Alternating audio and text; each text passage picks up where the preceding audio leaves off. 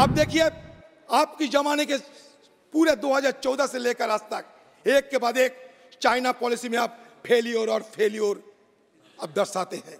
2014 में देखो, 2017 में देखो, 2019 में देखो, 2022 में देखो, कभी डोकलाम, कभी लद्दाख, कभी अरुणाचल, एक के बाद एक देखते जाइए। अब मालदीव में क्या हो रहे हैं? इंडिया आउट नारा लगाते हुए एक चुनाव होते हैं और आपका अजित डोभाल कहां थे उस समय? जो कुछ भी इन्होंने कहा है चीन के संबंध में और साथ ही साथ भारत और चीन बॉर्डर एलएसी के संबंध में जो कुछ भी कहा है उससे मैं पूरी तरह से असहमति व्यक्त करता हूं, उसको मैं कंडेम करता हूं। इस तरीके से इस पार्लियामेंट के फोरम पर अपने देश को बदनाम करना, इसका कोई औचित्य नहीं है अध्यक्ष महोदय। इनकी इस अप्रोच को मैं कंडेम करता हूं। मोदी जी आने के बाद 1 इंच में हमारा जमीन के अंदर कोई चाइना का फोर्स आकर के ऑक्युपाई नहीं किया। आप यहाँ अगर बात कर सकते हैं, आप मेरा साथ चलना होगा। आप गलत बात करके बच नहीं सकते हैं। पाकिस्तान का भाषा, चाइना का भाषा और कांग्रेस की भाषा एक हो गया है, तालमेल में आप लोग बात करते हैं। सर, ये प्रेसिडेंशियल एड्रेस में हमारा सिक्योरिटी कंसर्न के बारे में एक लफ्ज नहीं कहे गए। मैं पूछना चाहता हूं हमारा रक्षा मंत्री जी को, बताइए लद्दाख की हाल क्या है? आपने कहा था कि स्टेटस को एंटी को रेस्टोर करेंगे, यथास्थिति को बहाल करेंगे। कहां बहाल हुई है? सर, दिन पे दिन लद्दाख की हालत बुरा होते जा रहे हैं। 2000 स्क्वायर किलोमीटर एरिया अतिक्रमण हो चुके हैं। ये 20 राउंड मिलिट्री टॉक्स हुए हैं, 28 राउंड डिप्लोमेटिक टॉक्स हुए हैं। आज वहां चरवाहों ने जाने नहीं पाते हैं अपना जमीन पे, वो चराई करने नहीं जा पाते हैं। लद्दाख के लोगों को पूछिए क्यों ऐसा हो रहे हैं, क्यों आप चुप बैठे हैं? अरुणाचल से लेकर लद्दाख तक हाल दिन पे दिन बुरा होते जा रहे हैं। जब गलवान घाटी में इस तरह की घटना घटी, जहां हमारा 20 जवानों को शहादत देने पड़ी, आपने कह दिया, सर्टिफिकेट दे दिया, कोई नहीं घुसा, कोई घुसा हुआ नहीं है। इसमें सबसे बड़ा अगर हिम्मत किसी को मिली है तो चाइना को मिले। आप देखिए, आपकी जमाने के पूरे 2014 से लेकर आज तक एक के बाद एक चाइना पॉलिसी में आप फेलियर और फेलियर अब दर्शाते हैं। 2014 में देखो, 2017 में देखो, 2019 में देखो, 2022 में देखो, कभी डोकलाम, कभी लद्दाख, कभी अरुणाचल, एक के बाद एक देखते जाइए। हमारे फॉरेन पॉलिसी में और सिक्योरिटी हालात दिन पे दिन बदतर होते जा रहे हैं। आपको ये नहीं सोच आ रहे हैं? आज मालदीव में क्या हो रहे हैं? अब मालदीव में क्या हो रहे हैं? इंडिया आउट नारा लगाते हुए एक चुनाव होते हैं और आपका अजित डोभाल कहां थे उस समय? 1966 में। अध्यक्ष महोदय, श्री अधीर रंजन चौधरी ने चूंकि मेरा नाम लिया है इसलिए मैं खड़ा हुआ हूं। जो कुछ भी इन्होंने कहा है चीन के संबंध में और साथ ही साथ भारत और चीन बॉर्डर एलएसी के संबंध में जो कुछ भी कहा है उससे मैं पूरी तरह से असहमति व्यक्त करता हूं, उसको मैं कंडेम करता हूं। और कभी इस पर यदि आप चर्चा की अनुमति देंगे तो मैं अपनी बात उस पर मैं रखूंगा। चीन पे चर्चा नहीं होते, चीन पे सवाल नहीं लेते सर। सर, मैंने आपसे इजाजत लिया था सर, मैंने आपसे इजाजत लिया था कि मैं सिर्फ पॉलिसी में बात करूंगा सर, और कुछ नहीं। राजनाथ सिंह जी, पिछले कई सालों से बार बार हम लोग गुहार लगाते आते हैं कि चाइना के बारे में चर्चा हो, चर्चा हो, चर्चा हो। चाइना आज स्टिंग ऑफ पाल की चलते हमें घेरेबंदी कर रहे हैं। आपको ये नहीं देख पाते हैं आप? अरे मालदीव हमारा हाथ से निकल जा रहे हैं। मिनी कॉय से 70 नॉटिकल किलोमीटर दूर में है मालदीव। आपको 8 डिग्री चैनल की पता है? 8 डिग्री चैनल मिनी कॉय से मालदीव के अंदर चलते हैं। लाक्षाद्वीप से मिनी कॉय के अंदर 9 डिग्री चैनल और मिनी कॉय से मालदीव 8 डिग्री चैनल। भूगोल आप देख लीजिए। हमारे लाइन, हमारे सी लेन ऑफ कम्युनिकेशन जिसको कहता है स्लॉक, एक तरफ हरमुज, एक तरफ मलक्का, अरे एक तरफ हरमुज, एक तरफ मलक्का। अध्यक्ष महोदय, मैं gulf of Aden. Please please please please please अध्यक्ष महोदय, मैं इस सदन को आश्वस्त करना चाहता हूं कि भारत अब यह कमजोर भारत नहीं रहा है, भारत अब यह ताकतवर भारत बन गया है। भारत की तरफ यदि कोई भी आंख उठाकर देखने की जरूरत करेगा तो भारत उसका मुंहतोड़ जवाब देने की हैसियत रखता है और ताकत रखता है। इतना ही मैं कहना चाहूँगा। और अनावश्यक अपने देश को इस पार्लियामेंट के फोरम पर बदनाम नहीं किया जाना चाहिए। अधीर रंजन जी चौधरी, कभी कभी कभी कभी कभी चर्चा करनी होगी तो हम आपसे चर्चा कर लेंगे। मैं कोई मानगढ़ंत बात नहीं करते, राजनाथ सिंह जी भरोसा रखो। मैं भी एक शेयर होल्डर हूं इस सरकार की, देश की। मैं जो कहे जाते हैं, ये औपचारिक तरीके से जो कहे जाते हैं, पेपर में कहिए, टीवी में कहिए, उसी को मैं जिक्र करते हैं। अधीर रंजन जी, रक्षा मंत्री जी ने आपको स्पष्ट कर दिया इस विषय पर कि हम कोई भी चीज पर समझौता न करते हैं, न करेंगे।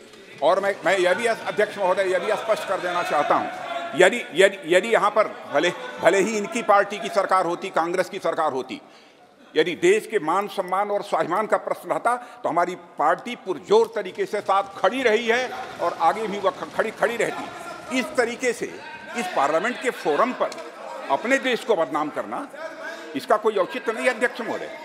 इनकी इस अप्रोच को मैं कंडेम करता हूं। सर बोलने तो दीजिए। सर, कांग्रेस पार्टी की तरफ से मैं बड़ी दावे के साथ कहते हूं, मेरा नेत्री यहां मौजूद है, देश की रक्षा के लिए सर एक कांग्रेस पार्टी आपके साथ खड़ा है। आप निश्चित रहिए, आप सब लड़ते जाइए। आप लड़ते नहीं, इसीलिए हम आपको जिक्र करते, लड़ते नहीं हो। आपको लगता है डरपोक होते जा रहे हैं, इसलिए हमें चिंता हो रहे हैं। आप लड़ते जाओ, मैं नहीं, सारे देश आपके साथ खड़ा होंगे। आप नकार नहीं सकते। आज मालदीव में चाइना रिसर्च शिप पहुंचा है, आज मालदीव में। अब बताइए, हाइड्रोग्राफिक सर्वे बंद हो चुके हैं, हमारा फौज को वापस के लिए हुक्म दिया गए हैं, और इंडिया आउट के नारा पर एक देश में चुनाव होते हैं जो हमारी देश से सिर्फ 70 नॉटिकल किलोमीटर दूर में है। आप चुप क्यों बैठे थे? क्यों आप चुप बैठे थे? क्यों भूटान के साथ चीन का रिश्ता बढ़ रहे हैं? क्यों? हमारे गलती कहां? देखो अधीर रंजन जी, अब बढ़ो आगे सर। ये सर मुद्दा है सर, बहुत बड़ा मुद्दा। सर देखिए, 1966 में मालदीव के साथ हमारा संपर्क बने थे। आपको याद दिला दे, राजीव गांधी के जमाने में 1988 में ऑपरेशन कैक्टस हम लोग किए थे मालदीव को उद्धार करने के लिए। उस समय आतंकवादी ने मालदीव को कब्जा कर लिया था। राहुल गांधी जी के नेतृत्व में, ऑपरेशन राजीव गांधी के नेतृत्व में, सॉरी दिवंगत नेता राजीव गांधी की हर वक्त राहुल गांधी जी के चलते हैं ना, इसमें होते हैं। बस ठीक है, मैं मान लिया गलती है। दिवंगत नेता हमारे डिपार्टमेंट लीडर स्वर्गीय राजीव गांधी जी के नेतृत्व में 1988 में ऑपरेशन कैक्टस हुआ था और गायुम को हम लोग वहां से उद्धार किया था। पता कर लो। अभी इसीलिए ना कहता हूं, आप कहते हैं ना कांग्रेस नहीं, सारे देश आपके हमारे जहांबाज जवानों के साथ खड़ा है। आपने यहाँ बड़े बड़े दावा करते हैं, आज प्राक ऑक्युपाइड कश्मीर के सिर चीरकर चाइना पाकिस्तान कॉरिडोर बन रहे हैं, कासगढ़ से गदर तक। आपने ये सदन में खड़ा होकर कहते थे कि हम पीओके को कब्जे में लाएंगे, पीओके को कब्जे में लाएंगे। हिम्मत है तो पीओके से एक सेब की पेड़ से एक सेब चीर कर एक सेब लाके दिखाइए कि हाँ हम पीओके से एक सेब लाए हैं। हिम्मत नहीं है आपका। मैं इसलिए आपको चेताना चाहते हैं, या और कुछ नहीं, चेताना चाहते हैं। एक तरफ पाकिस्तान, एक तरफ चाइना, बर्मा की हाल, म्यांमार की हाल बुरा होते जा रहे हैं। हुआ कुकी और मेती के बीच जो झगड़ा, उसके चलते म्यांमार की हाल बुरा होते जा रहा है। म्यांमार में चीन अपना पोर्ट बना रहे हैं, श्रीलंका में हम मनतोता पोर्ट बना रहे हैं, ईस्ट अफ्रीका में जिबोती पोर्ट बना रहे हैं। अभी मालदीव अगर कब्जा में लाएंगे तो हमारे स्लॉक मतलब सी लेन ऑफ कम्युनिकेशन, जहां से हमारा सारे एनर्जी आते हैं, सारे ट्रेड होते हैं, हमारे खतरे में आएंगे। इसलिए हम चेताना चाहते हैं और कुछ नहीं। क्योंकि देखिए, चारों तरफ पहाड़ है, हमारे निकालने की रास्ता से समुद्र है। अगर वहां में पाबंदी लाए जाए जो चाइना चाहते हैं, हमारे लिए बड़ा मुसीबत खड़ा होगी। चलो आगे। मैं इसीलिए आपको चेताना चाहते हैं और कुछ नहीं। सर देश की सुरक्षा सर्वोत्तम होना चाहिए। मैं इसीलिए कहता हूं, चुशुल से लेकर देवशक देमचक हर जगह खत्ते में हम गुजर रहे हैं। यहाँ बड़ी बड़ी बात तो किए जाते हैं, लेकिन मेंबरों ने आप थोड़ा खुले मन से सोचिए एक बार कि हमारा सिक्योरिटी सिचुएशन बुरा होते जा रहे हैं। चीन हमें एनसर्कलिंग कर रहे हैं, स्ट्रिंग ऑफ पर्ल, उसके बदले हम कहते हैं कि नेकलेस ऑफ डायमंड बनाता है, लेकिन असरदार नहीं होते हैं। इसलिए आप और तेजी से काम करो, सारे विपक्ष आपके साथ खड़ा होंगे। ये बड़ी बड़ी बात किए जाता है। उस दिन तो कहते कि $7 ट्रिलियन की हमारी इकोनॉमी बन चुके हैं। कहाँ से आपके इतने $1 ट्रिलियन आते हैं मुझे पता नहीं। शायद इस सरकार के ऊपर हथियार बरस रही है, हो सकता। शायद सरकार की कुछ अलग से तिलस्मा हासिल हुए हैं। कहाँ से ये $7 ट्रिलियन की बात करते हैं मुझे पता नहीं। मैं एक बात कहना चाहते हैं, लोगों को गुमराह करने के लिए 5th इकोनॉमी 3rd इकोनॉमी बताए जाते हैं, लेकिन आप बताइए पर कैपिटा हमारे देश में पर कैपिटा जीडीपी क्या है? आप बताइए पर कैपिटा जीडीपी क्या है हमारा देश में? आज 2023 में पर कैपिटा जीडीपी $2600। अब जिस दो देश को किनार करके आप आगे बढ़ना चाहते हैं, जर्मन और जापान, जर्मन के पर कैपिटा जीडीपी के कितने जानते हैं? $52,800, जापान के $33,950। आप $2,600 लेकर बड़ा फुटानी कर रहे हैं कि मैं क्या ना क्या कर दिया। ऐसा नहीं होगा, ऐसा नहीं होगा। आप लोगों को गुमराह करने की अगर कोशिश करेंगे, हम जरूर विरोध करेंगे आप लोगों को। देखिए, ये बड़ी जोर शोर से हमारे देश में अभी चुनाव की तैयारी कर रहे हैं सत्ता पक्ष। इसमें कोई गलती नहीं है। देखिए, मैं याद दिलाना चाहता हूं सारे हिंदुस्तान के लोगों को, 2014 साल में चुनाव हुआ था।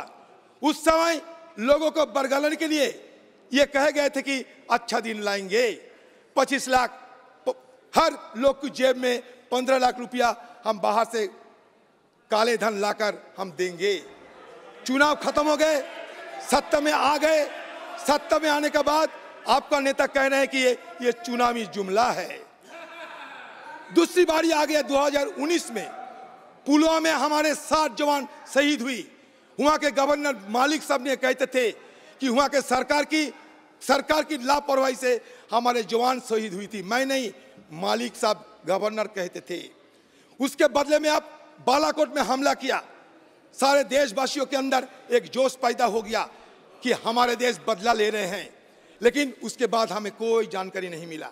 क्या हुआ ना हुआ कोई जानकारी नहीं मिला। हमें चश्मदीद गवाह के साथ ये देख पाए हैं कि हमारे एक MiG-21 को वहाँ क्रैश होने देखा, हमारे एक C-17 हेलीकॉप्टर को हम लोग तबाह होते देखा फ्रेंडली फायर में। उसमें 6-7 हमारे एयर पर्सनल, उनको हम शहादत होते हुए देखा। कहे गए थे कि पाकिस्तान के F-16 को हम मार गिराया, पता नहीं कहाँ गिराया। और बालाकोट में असलियत क्या हुई आज तक पता नहीं, क्योंकि आपने कुछ कहा नहीं आज तक। उल्टे तरफ से सारे इंटरनेशनल एजेंसी कहते हैं कि बालाकोट में ऐसा कोई सीरियस कॉन्सिक्वेंसेस कुछ नहीं हुई। मैं उदाहरण के तौर पर कहना चाहता हूं, analysis of open source satellite imagery by the Atlantic councils digital forensic laboratory, San Francisco based Planet Laboratories, European Space Imaging and Australian Strategic Policy Institute has concluded that India did not hit any targets of significance on the Java hilltop site in the vicinity of Balakot. मैं नहीं कहते, मतलब बालाकोट की घटना आज भी लोगों के सामने स्पष्टीकरण नहीं हुई है। बालाकोट में क्या हुआ है, अगर हो सके तो आप बताइए। हमारे और एक कद्दाबार मंत्री आ गए अमित शाह जी, बता सकते कि बालाकोट में असलियत हुआ क्या था। ये आज तक इसका जानकारी नहीं है। फिर नया चुनाव आ रहे हैं, जब चुनाव दरवाजा खटखटा रहे हैं तो आप प्रभु राम जी की शरण ले रहे हैं, अच्छा कर रहे हैं। प्रभु राम जी की शरण लेना कोई गुनाह नहीं। आप कहते कि राम राज्य हम लाके देंगे। देखिए महात्मा गांधी को जिस दिन गोली से भून दिया गया था नाथुराम गौडसे नामक एक व्यक्ति द्वारा, उस दिन भी महात्मा गांधी देहांत लेते हुए उस समय कहा था, हे राम, मतलब राम को सब शरण करते हैं। एक राम जो दशरथ का बेटा, एक राम जो दशरथ का बेटा, एक राम घट में लेटा, एक राम है जो जगत पसेरा, एक राम है जगत से न्यारा, जगत से न्यारा। तो राम को हम सब मानते हैं, ऐसा नहीं। आप राम का आपका पेटेंट मत बनाइए, राम आपका चुनावी पेटेंट ना हो, ये मैं चाहता हूं। राम सबका है। और हमारा देश हिंदुस्तान, 4 वेद है, यहाँ 4 वेदों हैं, मिलियंस ऑफ गॉड्स, लाखों की भगवान है हमारा देश में, 18 उपनिषद है, 2 महाकाव्य है। ये देश कोई छोटी मोटी देश नहीं। यहाँ आप लोग इस तरीके की राम को अपना पेटेंट बनाने की कोशिश ना करें तो लोग आपको धार्मिक कहेंगे। राम को पेटेंट मत बनाइए, राम को चुनावी उपकरण मत बनाइए, राम को राम की जगह रहने दीजिए। महात्मा गांधी कहते थे, इन 1929 महात्मा गांधी कहा था, by Ram Rajya I do not mean Hindu Raj, I mean by Ram Rajya divine Raj, the kingdom of God. For me Ram and Rahim are one and the same deity. मैं इसलिए कहता हूं, जानते हैं, आज हमारा साथी हसन साहब कहते थे, अच्छा ठीक है राम मंदिर बन गए, अभी ज्ञान वापी लेकर चर्चा शुरू हो गए, अभी मथुरा लेकर चर्चा शुरू हो गए। तो हमारे देश में राजनाथ सिंह जी आप ज्ञानी व्यक्ति है, हमारा देश में 20 करोड़ मुसलमान है, उन लोगों का मन में डर पैदा ना करो तो बेहतर होगी। आरएसएस बोलते हैं कि हम राम जन्मभूमि के बाद हम और आगे नहीं बढ़ेंगे, लेकिन लोगों के अंदर शंका है, कोर्ट से उनकी पक्षराई चली जाएगी। ये मैं नहीं कहते, लोगों के मन में ये शंका है। तो मैं ये कहना चाहते कि आप कानूनों के दौरान आप एक कानून लाइए, जिस कानून के दौरान इस तरीके की और कोई अतिक्रमण ना हो, नहीं तो इसका बड़ा बुरी असर होने वाला है। Sir organisation of Islamic country ये इसको संज्ञान में लिया, मानिए ऑर्गेनाइजेशन ऑफ इस्लामिक कंट्रीज को संज्ञान में लिए हैं। प्लीज सर, हमारे आजू बाजू में सब देश में ऐसा नहीं कि हर जगह हिंदू है, मुसलमान भी रहते हैं, उनको मन में पीड़ा हो, ऐसा काम ना करे तो देश के लिए बेहतर होगी। मैं सबको अच्छा सलाह देना चाहते हैं और कुछ नहीं, मैं अच्छा सलाह देना चाहते हैं कि ये हमारा फर्ज बनते हैं सरकार को अच्छा सलाह देना।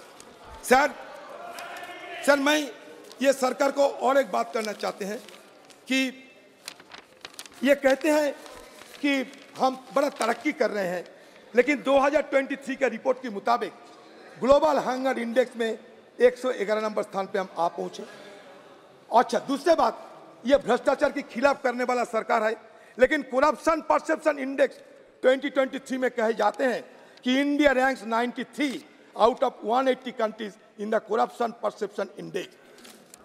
लीस्ट हैप्पी नेशन, जिस देश में सुख नहीं है, जिस देश में दुख ज्यादा है, उसको कहते हैं कि least happy nation. Least happy Nations in the world out of 136 India ranks 126। ये मान के चलो। पर कैपिटा इनकम सारे दुनिया में 197 देश के अंदर पर कैपिटा इनकम में हमारा हालत क्या है जानते हैं? 142। लोगों को कहिए कि भाई जेब में हाथ करके रखो और कहो कि मोदी तुमको क्या दिया, बीजेपी सरकार ने क्या दिया।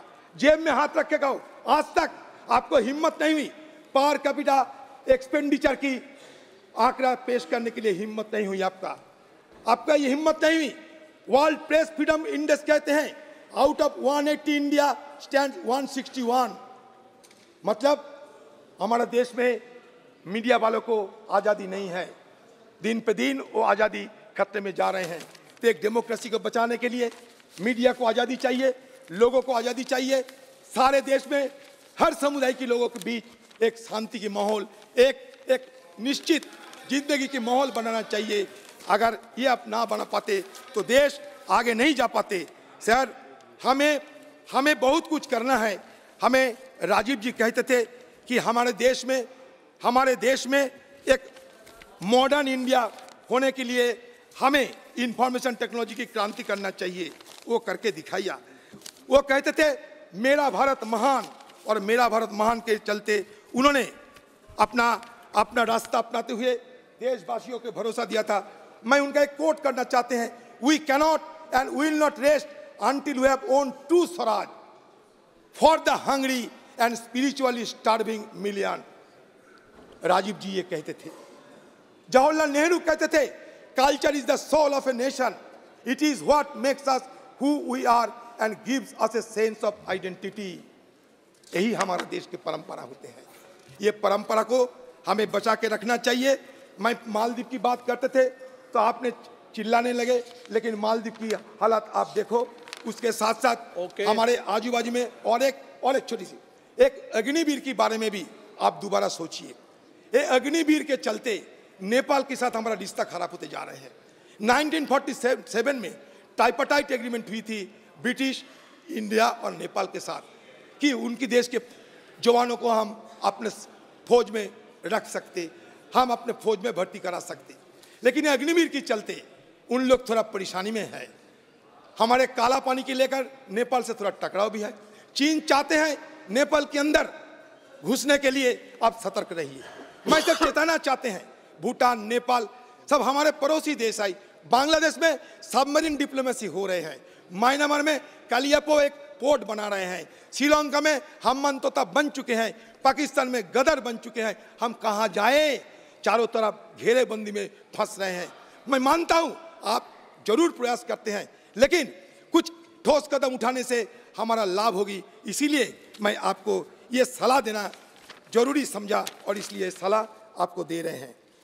मैं सर ये बात कहते हुए मैं ख़त्म करना चाहते हैं। सर मैं जानता हूँ अब समय काफ़ी कम है।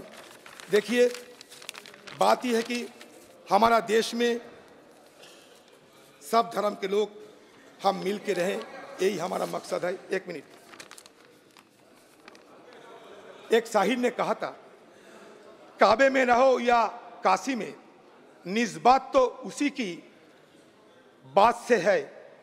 तुम राम कहो या रहीम कहो, मकसद तो उसी की जात से है। ये मान के हम चले। और मैं परशुराम शुक्ल को उनकी एक कविता यहाँ उल्लेख करना चाहते हैं। धरती से सीखा है हमने सबका बोझ उठाना, गगन से सीखा है हमने ऊपर उठते जाना, सूरज की लाली से सीखा जग आलोकित करना, चंदा की किरणों से सीखा सबकी पीड़ा हरना, पर्वत से सीखा है हमने दृढ़ संकल्प बनाना, और नदी से सीखा है हमने आगे बढ़ते रहना, सागर की लहरों से सीखा सुख दुख को सह जाना, तूफानों ने ये सिखलाया आफत से टकराना। हम आफत से टकराएंगे, हम आगे बढ़ेंगे और देश को आगे ले जाएंगे। और जहाँ जहाँ खामियां देखेंगे, चाहे इस पार हो, कहाँ कोई रहे, हमें कोई परवाह नहीं, क्योंकि अगले बार आप इधर रहोगे, हम उधर रहूंगा। ये मान के अब चलो। सर धन्यवाद। सर मैं राष्ट्रपति शासन जी की ये भाषण में, राष्ट्रपति शासन जी की जो भाषण, राष्ट्रपति शासन जी की ये भाषण, ये राष्ट्रपति जी की भाषण नहीं रही, ये एक इलेक्शन मैनिफेस्टो बन गया बीजेपी पार्टी की। तो मैं ये इलेक्शन मैनिफेस्टो की विरोध करते हुए अपना वाणी को विराम देता है। नमस्कार। सतीश किरण जी, मैं सिर्फ इतना कहना चाहता हूं, अधीर जी, ये पार्लियामेंट सेशन खत्म होने के बाद मैं आपको एक प्रपोजल देता हूं। अब हमारा साथ चलना पड़ेगा, क्योंकि आपने बात करते करते ऐसे बातें आपने कह दी जो सत्य तो नहीं है, साथ साथ देश को नुकसान पहुंचाने वाले बात आपने कहा है। सुनिए, आप भाषण दिए, इतना ये कर्टसी, बेसिक कर्टसी होता है। अब एक कर्टसी होता है। आप सर, इन्होंने कहा कश्मीर से लेकर के लद्दाख से लेकर के अरुणाचल तक चाइना कब्जा करके बैठा हुआ है। आप एक लीडर होकर के इस तरह का बातें करना इस सदन में, आप जो भी जमीन चाइना बैठा है वो कांग्रेस का समय में कब्जा करके बैठा है। मोदी जी आने के बाद 1 इंच में हमारा जमीन के अंदर कोई चाइना का फोर्स आकर के ऑक्युपाई नहीं किया। आप यहाँ अगर बात कर सकते हैं, आप मेरा साथ चलना होगा। आप गलत बात करके बच नहीं सकते हैं। पाकिस्तान का भाषा, चाइना का भाषा और कांग्रेस का भाषा एक हो गया है। तालमेल में आप लोग बात करते हैं।